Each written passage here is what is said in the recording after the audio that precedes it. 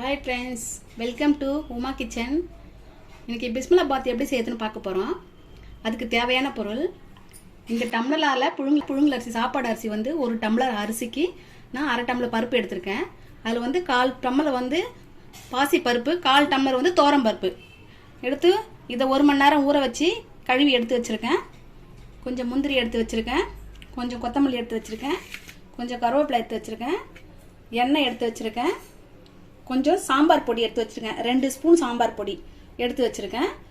தாளிக்கிறதுக்கு சீரகம், வெந்தயம், நெய் எடுத்து வச்சிருக்கேன், தேவையான அளவு உப்பு எடுத்து வச்சிருக்கேன், மஞ்சள் தூள், பெருங்காயம், பூண்டு எடுத்து நசுக்கி வச்சிருக்கேன், ஒரு 10 பூண்டு பல் எடுத்து நசுக்கி வச்சிருக்கேன், 4 காஞ்ச மிளகாய் பொடியா எடுத்து வச்சிருக்கேன், நறுக்கி வச்சிருக்கேன், வெங்காயம், சாம்பார் வெங்காயம் ஒரு புடி சாம்பார் வெங்காயம் நறுக்கி வச்சிருக்கேன், 2 தக்காளி எடுத்து நறுக்கி வச்சிருக்கேன், ஒரு உருளைக்கிழங்கு, ஒரு மாங்காய், சின்ன மாங்காய் பீஸ் கட் பண்ணி வச்சிருக்கேன், கொஞ்சம் பீன்ஸ், கேரட், கத்திரிக்காய், ஒரு முருங்கைக்காய் கட் பண்ணி வச்சிருக்கேன்। இப்போ நம்ம எப்படி செய்யறதுன்னு பார்க்கலாம்। அடுப்பை ஆன் பண்ணிட்டு ஒரு குக்கர் நான் ஸ்டவ் மேல வச்சுக்கிறேன்।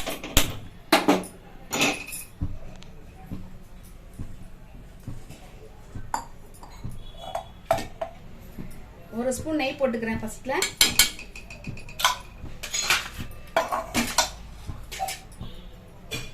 அப்புறம் கொஞ்சம் எண்ணெய் விட்டுக்கிறேன்,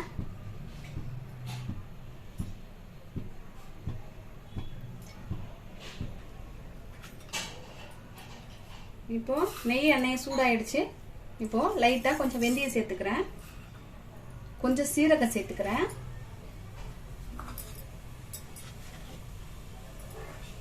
சீரகம் வெடிச்ச உடனே வெங்காயம் சேர்த்துக்கலாம், வெங்காயம் சேர்த்துக்கிறேன், வெங்காயம், காஞ்ச மிளகாய்,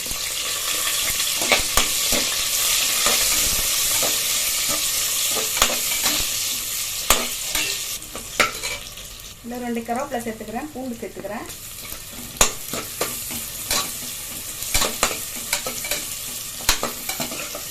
இப்போ வெங்காயம் வதங்கிடுச்சு, தக்காளி சேர்த்துக்கலாம்,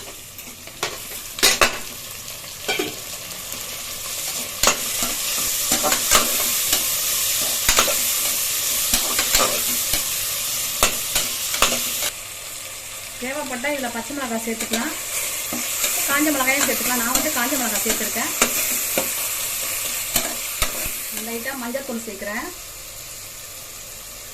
கொஞ்சம் மஞ்சள் தூள், கொஞ்சம் பெருங்காயம் சேர்த்துக்கிறேன்,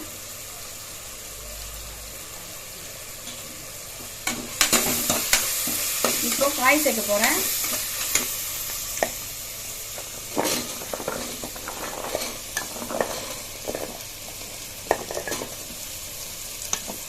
இந்த காயும் சேர்த்துட்டு மாங்காய் மட்டும் லாஸ்ட்ல போட்டுக்கலாம், மாங்காய் சேர்த்து வளர்க்கனா ரொம்ப புளிப்பாயிடும்।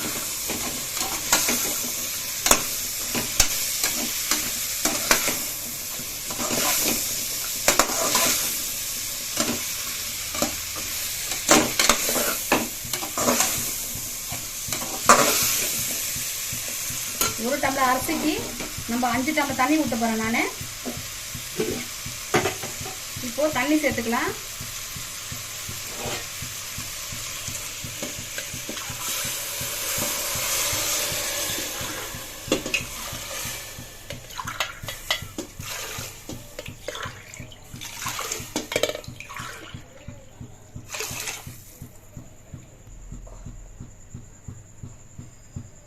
சாதம் வெந்ததுக்கு அப்புறம் கூட நம்ம ரொம்ப திக்னஸா இருந்துச்சுன்னா சுடு தண்ணி கொஞ்சம் அடுப்புல வச்சுட்டு அதில் எடுத்து போட்டு நம்ம மிக்ஸ் பண்ணிக்கலாம், பச்சை தண்ணி ஊற்றக்கூடாது, டேஸ்ட் டிஃப்ரெண்ட் தெரியும்।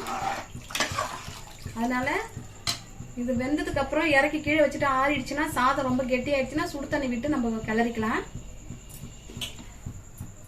இப்போ தேவையான அளவு உப்பு சேர்த்துக்கிறேன்,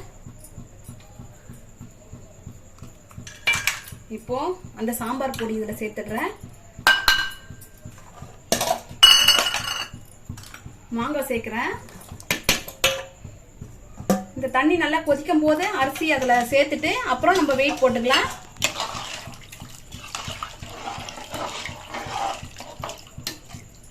இப்போ இது கொதிக்கட்டும், கொதிக்கும் போது அரிசி பருப்பு எடுத்து சேர்த்துக்கலாம், இது அப்படியே ஒரு 10 நிமிஷம் கொதிக்கட்டும், கொதி வந்ததுக்கு அப்புறம் காயெல்லாம் நல்லா கொதிக்குது. இப்போ இதில் அரிசி சேர்த்துறேன், பருப்பும் அரிசியும் சேர்த்துறேன்.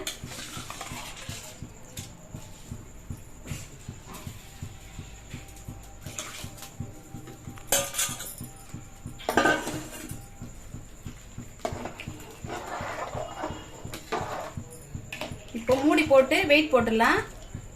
வெயிட் போட்டதுக்கு அப்புறம் 4 விசில் விட்டு எடுத்துக்கலாம்.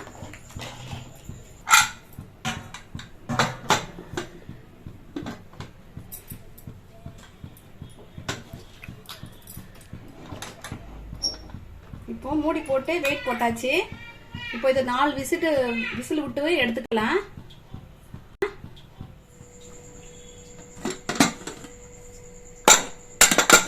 விசில் வந்துடுச்சு. இப்போ சாதம் நல்லா வெந்துடுச்சு. இப்போ ஒரு கடாய் வச்சுட்டு நெய் போட்டு முந்திரி தாளிச்சு கொட்டிக்கலாம்.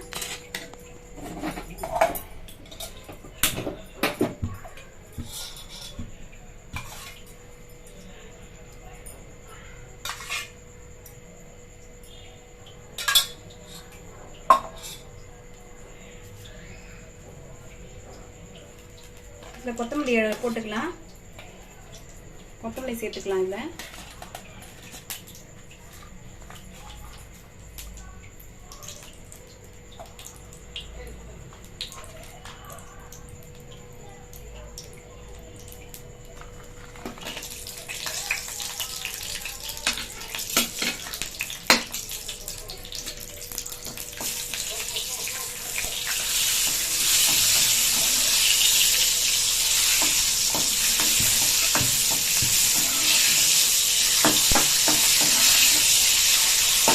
இதில் பொருள் வளரா வந்துச்சு.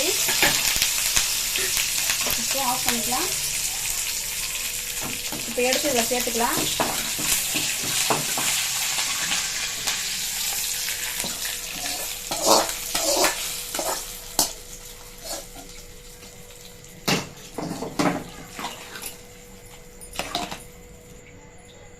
பிஸ்மில்லாபாத் வந்து ரெடி ஆயிடுச்சு.